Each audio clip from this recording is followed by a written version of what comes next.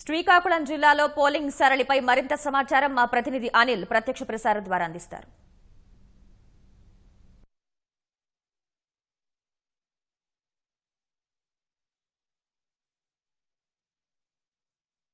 శ్రీకాకుళం జిల్లాలో పోలింగ్ సరళి ప్రస్తుతం ప్రశాంతంగా సాగుతోంది. ఈ ఉదయం 7 గంటల నుంచి ఓటర్లందరూ కూడా తీవ్రమైన గందరగోళానికి గురయ్యారు. ముఖ్యంగా ఈవీఎంలు చాలా చోట్ల మొరాయించడం అనేది ఈ పోలింగ్లో గందరగోళ వాతావరణం రావడానికి కారణమైంది. అయితే ప్రస్తుత పరిస్థితి చూస్తే మాత్రం చాలా చోట్ల ప్రశాంతంగానే పోలింగ్ సాగుతోంది. 1 గంట వరకు చూసినట్లయితే 37% పైగా ఈ పోలింగ్ అనేది నమోదైనట్లు తెలుస్తోంది. ఇప్పుడు ప్రస్తుతం 3 గంటలకు సంబంధించినటువంటి సమాచారం చూస్తే ముఖ్యంగా రాజాం నియోజకవర్గంలో 69.99%, పలాస నియోజకవర్గంలో 60% పోలింగ్ అనేది నమోదైంది. దీంతో పాటు ఆమదాల వలస నియోజకవర్గంలో మొత్తం 52% ఓటింగ్ అనేది పోలైనట్లు తెలుస్తోంది. ప్రధానంగా చూస్తే ఈ టెక్కలి నియోజకవర్గం అనేది అత్యంత కీలకమైనటువంటి నియోజకవర్గం మొత్తం ఈ శ్రీకాకుళం జిల్లాలో ఉన్న 10 అసెంబ్లీ నియోజకవర్గాల్లోనూ.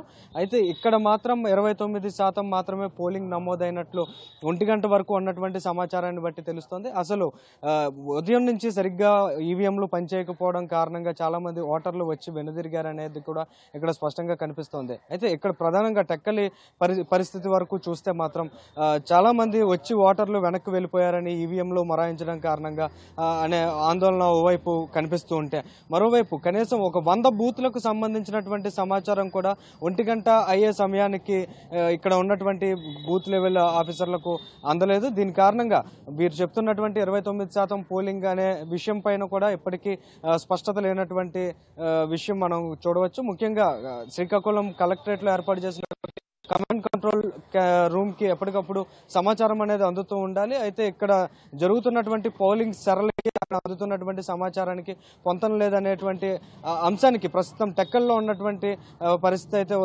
ఉదాహరణగానే చెప్పాలి. మొత్తం ఈ 10 నియోజకవర్గాల్లో చూస్తే ఒక 52 పోలింగ్ కేంద్రాలను ఎటువంటి సమాచారం, ముఖ్యంగా మొబైల్ నెట్వర్క్ కూడా లేనటువంటి పోలింగ్ కేంద్రాలు 52 ఉన్నాయి. ఇవన్నీ కూడా ముఖ్యంగా పాలకొండ, టెక్కలి, పలాస నియోజకవర్గాల పరిధిలో ఈ 52 పోలింగ్ కేంద్రాలు కూడా ఉన్నాయి. వీటి వద్ద జరిగేటువంటి పోలింగ్ సంబంధించినటువంటి సమాచారాన్ని అందుకోవడానికి మొబైల్ హ్యాండ్సెట్స్ అనేటివి వారికి అందించారు. వాటి ద్వారా సమాచారం తెలుసుకునేటువంటి అవకాశం ఉంది. అయితే ఇవన్నీ కూడా వాస్తవికంగా ఎంతవరకు అమలు జరుగుతున్నాయి, అంతవరకు స్పష్టమైనటువంటి సమాచారం అనేది ఇక్కడ కమాండ్ కంట్రోల్ కేంద్రానికి అందుతోంది అనేది మాత్రం ఎప్పటికీ కూడా